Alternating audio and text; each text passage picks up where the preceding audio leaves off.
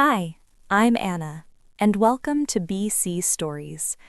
Today's story is about a nurse who, on the worst day of her life, swiped her bus card for a stranger, an old man who couldn't find his wallet. She didn't think twice about it. She just wanted to get off the bus and disappear. She thought that was the end of it, a forgettable moment on a forgettable night. But that one small act followed her in ways she never could have predicted, into a hospital room, a termination file, and a fight for her own life. Before I continue, tell me where you're watching from. It's beautiful to see how far these stories go. The 6:15 bus on a Tuesday evening smells like rain and diesel, and Daisy Monroe is sitting 3 rows from the front with a plastic bag on her lap. Not a purse, not a backpack, a clear plastic bag, the kind HR gives you when they've already cleaned out your locker before the meeting even starts. Inside it, a coffee mug with a chipped handle, a photo of her late mother she kept taped inside the locker door, a phone charger, and a pair of compression socks she never got around to taking home. 4 years of nursing at St. Albans Memorial, and it all fits in a bag you can see through. She's staring at nothing. The kind of stare where your eyes are open, but you're replaying the last 6 hours on a loop you can't stop. The termination letter. Cheryl Fenton standing by the door with her arms crossed, the way no one in that room looked at her when she tried to explain. The bus slows to a stop. An elderly man near the back stands, makes his way to the front, and reaches into his coat pocket, then his other pocket, then pats down his trousers. His face shifts, not panic, but that quiet kind of embarrassment that older people wear when they don't want to be a burden. He can't find his wallet. The driver, a heavy-set guy with 0 patients left in his shift, doesn't wait more than 3 seconds. "Here we go," the driver says, loud enough for the whole bus to hear. "This is how you old folks do it, huh? You get on the bus knowing full well you got no money, just hoping some sucker is gonna cover you. That's the scam, right? Get on, play confused, and wait for a savior." The old man opens his mouth to respond, and his voice is calm, measured. "Sir, I had my wallet when I boarded. I believe it may have—" "Yeah, sure it did." Nobody on the bus moves. A few people look at their phones. One woman near the middle pulls her headphones tighter. Daisy watches this man. Maybe early 60s, gray overcoat, dignified posture even while being publicly humiliated, and something cracks inside her. Not breaks, cracks. Because she just sat in a room where people decided who she was without listening to a single word she said, and now she's watching it happen again. Different room, same verdict. She stands up, swipes her card, and pays his fare. Doesn't say anything to the driver, doesn't make a speech. She just pays and moves toward the door because she needs to get off this bus, and she needs this moment to end. Then, from the back seat, a teenager's voice, "Hey, sir, is this your wallet? It was on the seat." And yeah, it was. The driver goes quiet. That heavy, caught red-handed quiet where a man realizes he just showed the whole bus exactly who he is. He mumbles something that might be an apology. The old man accepts it without expression. Daisy steps off. The air hits her face. Cool. Tuesday evening. The world going on like nothing happened. She hears footsteps behind her. The old man. "Excuse me," he says. "I didn't get your name." She turns. "Daisy." He looks at her scrubs, the hospital logo stitched on the breast pocket. She sees him register it, and she doesn't correct whatever he's assuming, because telling a stranger, "I got fired today," would make it real in a way she isn't ready for. "Thank you, Daisy," he says, like he means it, not the throwaway kind, the kind where someone looks you in the eye and wants you to hear it. She nods, turns, walks. 2 strangers, 1 bus fare, done. Here's what Daisy didn't know about that morning. She'd arrived for her shift at 5:45 a.m., 15 minutes early, like always. Night shift, pediatric ward. The kind of work that doesn't let you coast. You're checking vitals on kids who don't understand why they're in a hospital bed, and you're doing it while their parents sleep in chairs that don't recline far enough. Daisy was good at it. Not good in the way people say to be polite, good in the way that other nurses on the floor trusted her judgment during a code. 3 years without a single incident on her record. Then she made the mistake of being right. 6 months before the bus, Daisy flagged a senior physician, Dr. Harmon, for cutting corners on patient charting. Not small corners. He was backdating entries, copying forward vitals without rechecking, running the kind of shortcuts that look like efficiency until a kid has an allergic reaction to a medication that was never properly logged. She reported it through proper channels, quietly, by the book, and the book burned her. Dr. Harmon had 15 years at St. Albans and a golf friendship with 2 board members. Daisy had 3 years and a locker on the 3rd floor. The complaint disappeared into some administrative drawer. What didn't disappear was Cheryl Fenton, nursing supervisor, Harmon's closest departmental ally, suddenly finding problems with Daisy's work that hadn't existed the week before. A missed signature on a shift handoff form. Daisy had signed it. The form was lost. An unauthorized break that was actually an approved schedule swap with another nurse. The approval was verbal. No one backed her up. Then the kill shot. A medication dosage error flagged under Daisy's login, entered at 3:47 a.m. on a night she could have sworn she was in the supply room restocking. But the timestamp said otherwise, and timestamps don't argue. Cheryl presented the case to HR that morning. Clean, documented, airtight. The room was full before Daisy even sat down, and every face in it had already made the decision. She signed the termination letter. Not because she agreed, because she looked around that table and understood something that cost her more than the job. Fighting wasn't going to change what they'd already decided she was. That's how a 25-year-old nurse ends up on a Tuesday evening bus with everything she owns at work inside a see-through bag. Daisy did what a lot of people do when the ground drops out. She disappeared. Moved to a small town called Briar Creek, about 3 hours south of the city. Rented a studio above a hardware store. Changed her phone number. Didn't forward her mail. Didn't tell anyone where she went. She told herself it was a fresh start. Mostly, it was a hiding place. But here's the thing about Daisy. She couldn't turn off the part of her that noticed things. A week into Briar Creek, she met an elderly woman next door, Ruth, who was managing her husband's diabetes alone. Poorly.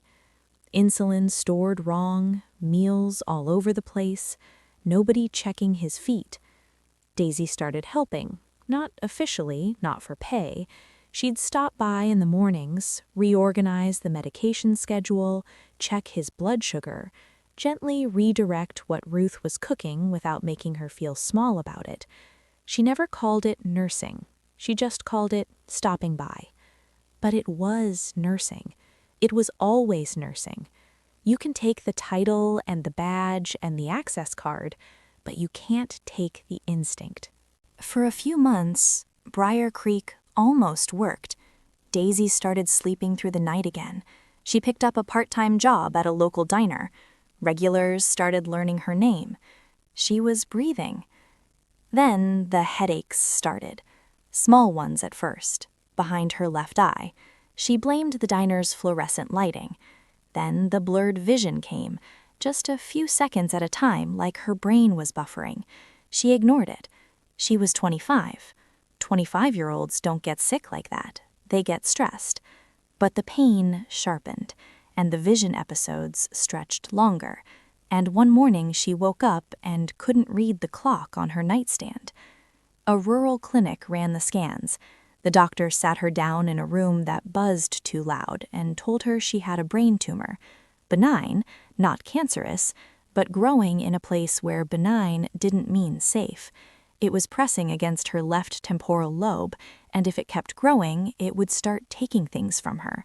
Speech, memory, vision, eventually everything. It didn't need chemo, it needed a surgeon skilled enough to remove it without causing the exact damage the tumor itself was threatening. And no facility within 100 miles had that surgeon. The only hospital with the right surgical team and her prior medical records was St. Albans Memorial. And just like that, the place that threw her away became the only place that could keep her alive. There is a particular cruelty in walking through a door you used to belong behind. Daisy entered St. Albans through the main lobby, not the staff entrance she'd used 1,000 times. Jeans and a sweater, no scrubs, no badge. She took a number at patient services window and sat in a waiting area she used to cut through without thinking. A former colleague, a nurse named Dana who used to sit with her at lunch, walked past, made eye contact, hesitated for half a second, and kept walking.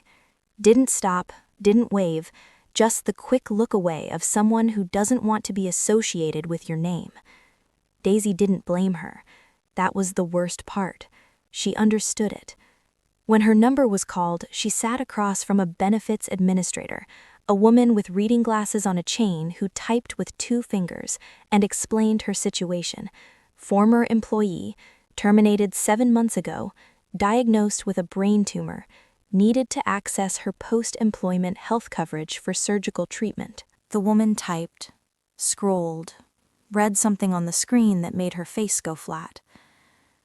Miss Monroe, your file shows termination for cause. That classification doesn't qualify for extended health benefits under our post-employment policy. Daisy sat very still. Is there an appeal process or someone I could speak with about? The policy is the policy, Miss Monroe. I'm sorry. She wasn't sorry. She was done with the conversation, already looking past Daisy at the next number in the queue. Daisy stood up, thanked her, because even now, even after everything, that's who Daisy is. She thanked the woman who just closed the last door. She picked up her bag and walked toward the hospital exit. The lobby stretched out in front of her. Same tile floors, same reception desk, same everything. Except now, she was on the wrong side of all of it. She was almost at the sliding glass doors when she heard footsteps, several sets, coming from the administrative corridor. A group rounded the corner, suits, clipboards, a hospital walkthrough, and at the center of the group was a man she almost didn't recognize. Different clothes, different context, but the same face. The same calm, measured posture she'd seen on a bus 7 months ago, when a driver tried to strip him of his dignity, and he didn't raise his voice once. Dr. Edward Langston, the new director of St. Albans Memorial, the man whose bus fare she'd paid on the worst night of her life. He saw her before he saw him. He stopped walking. The administrators around him kept talking for a few steps before they realized he'd fallen behind. He was staring at a woman in jeans near the exit doors, who looked thinner than she should be and more tired than anyone her age had a right to be. He said her name. Daisy? She looked up, and it took her a moment. The suit, the entourage, the setting, but then it landed. The bus, the wallet, the rain. He excused himself from the group, walked toward her, and he didn't ask what she was doing there. He could see it.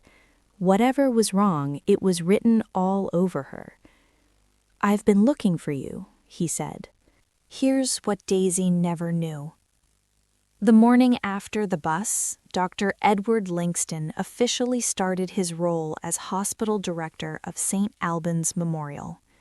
He'd been appointed by the board to address a growing list of internal concerns: staff turnover, morale complaints, and a series of anonymous grievances that suggested something systemic was rotting underneath the hospital's reputation. His first week, he asked HR for a list of recent terminations, standard practice for a new director trying to understand institutional patterns. Daisy Monroe's name was on that list: terminated for cause, medication dosage error. He recognized the name immediately: the nurse from the bus, the one who paid his fare without a word and looked like someone who'd lost something that couldn't be replaced. So he pulled her file, and the file didn't sit right. 3 years of spotless evaluations, then 2 write-ups and a termination in under 6 months, all originating from the same supervisor, Cheryl Fenton. He cross-referenced Cheryl's disciplinary history and found a pattern. 4 other nurses had been written up or pressured into resignation under Cheryl's watch over the past 3 years. All of them had one thing in common: each had raised concerns about practices on the floor. Edward couldn't act without evidence, and he couldn't find Daisy. No forwarding address, no active phone number. She'd vanished so thoroughly that even the HR system had her listed as contact unresolvable. He kept the file open, quietly, waiting. And then she walked back through his doors. In the director's office, Daisy sat across from a man she'd paid 85 cents for and told him she had a brain tumor. She wasn't there to ask for her job back. She was there to ask for the one thing the system owed her: coverage for a surgery that could save her life. Edward listened. He didn't interrupt. And when she finished, he didn't make a promise he'd have to walk back later. What he said was this: "Daisy, I reviewed your termination file months ago. The write-ups that led to your dismissal follow a pattern I've seen in other cases involving the same supervisor. I couldn't reopen your case without you, but I never closed it either."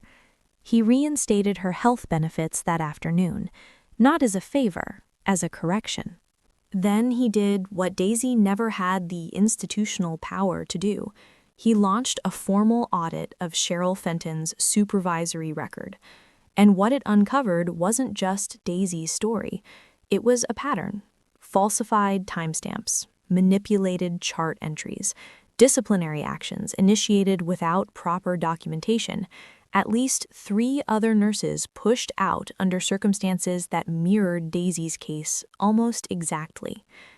Cheryl wasn't fired in a dramatic hallway confrontation. There was no shouting, no scene. She was called into the same kind of meeting she'd put Daisy through: a quiet room, a table, paperwork already drawn up, and she was terminated, along with Dr. Harmon, who was placed under formal review by the medical board. The system that crushed Daisy finally turned its gears the other direction. The night before surgery, Daisy couldn't sleep. The surgeon had been honest with her: 6-hour procedure, tumor pressing on the left temporal lobe. There was a chance she'd wake up with impaired speech, a chance she'd lose partial vision, and a smaller chance, the one he said quickly, like speed could shrink it, that she wouldn't wake up at all. She lay in that bed staring at the ceiling tiles, the same tiles she'd walked under 1,000 times pushing med carts. She thought about her mother, who died when Daisy was 19, in a room that smelled like this one, who held her hand and said, "Don't let them make you small, baby." Now here she was, 25, alone in a hospital gown, no one to call, wondering if she was about to die in the same kind of room her mother did. She whispered to the ceiling, "I'm not done yet." The surgery lasted 7 hours, an hour longer than projected. A complication with bleeding near the site added time no one planned for. When she came out of anesthesia, she couldn't speak for 2 days. Not from damage, her brain was swollen and exhausted. She communicated through blinks and hand squeezes, and she could see in the nurses' faces the thing no one said out loud. It had been close. The months that followed were brutal. She had to relearn things she'd never thought about: balance, holding a cup without trembling, walking 30 steps down a hallway without feeling like she'd run a marathon. There were days she believed she was getting better, and there were days she'd go still and think about her mother and wonder if the surgery had only delayed what was always coming. She went back to Briar Creek for recovery. Ruth checked on her every morning, brought soup, sat with her, didn't ask questions Daisy wasn't ready to answer. It was the first time someone had taken care of her the way she'd spent her whole career taking care of others. She didn't know how to receive it. She kept apologizing. Ruth kept ignoring the apology and refilling the bowl. 5 months later, her medical team cleared her for duty, but the fear hadn't fully left. Every headache became a question. Every moment of fatigue became a clue. Her body had betrayed her once, and she didn't trust it not to do it again. The day before she returned to St. Albans, Edward called, not as a director, just called, asked how she was. She said, fine, the way people say fine when they mean something much bigger. He asked her to stop by his office before her shift. She almost said no. She said yes. The next morning, she walked in wearing scrubs. New badge, same name. He stood up from behind his desk, walked around it, and hugged her. Not a professional gesture, a real hug, the kind that says what words aren't built for. He stepped back. His eyes were wet, and he said, "Thank you for surviving." She cried, not the graceful kind, the kind that comes from 5 months of holding everything in because you were too afraid to believe you were actually going to make it. He handed her a tissue, she laughed through the tears, and then she went to work. So that was the story of Daisy Monroe. And honestly, the thing that sits with me the most isn't the big moments. Not the surgery, not the director walking up to her in the lobby, not even Cheryl finally facing consequences. It's the bus. It's that moment where Daisy is sitting in the lowest point of her life, watching someone else get humiliated by a system that's already made up its mind. And she stands up anyway. She pays anyway. And then she lies to herself about why she did it, tells herself she just wanted to get off the bus. There's a concept the experts calls moral identity, the idea that our sense of who we are is deeply tied to whether we see ourselves as a good person. And here's what's fascinating about it. Research shows that people with strong moral identities will act with integrity even when they're in pain, even when they've been treated unfairly, even when they have every reason to stop caring. But, and this is the part that breaks my heart a little, those same people are often the last ones to give themselves credit for it. They'll explain away their own goodness. They'll say, I was just being practical, or anyone would have done that. They'll do the right thing and then argue with themselves about whether it counts. That was Daisy. She couldn't stop being kind. She just stopped believing she was. And I think that's something a lot of us carry. This idea that because the world didn't reward our integrity, maybe our integrity wasn't real. Maybe we were foolish for trying. But Daisy's story is proof of something I really believe, that who you are when no one's keeping score, that's the version of you that matters most. Not because it guarantees a reward, but because it's the version that's actually true. I wanted to share this story because I think we need more of these in our feeds. Stories that remind us that being good isn't about getting noticed. It's about what you do on the bus when your whole world just fell apart. If this one hit you, leave a comment. Tell me about a time you did something kind and never got credit for it. I'd love to hear that. If you enjoyed this story, hit that like button. It truly helps the channel grow. And if you want more stories like this, subscribe. I'm Anna, this is BC Stories, and I'll see you in the next one.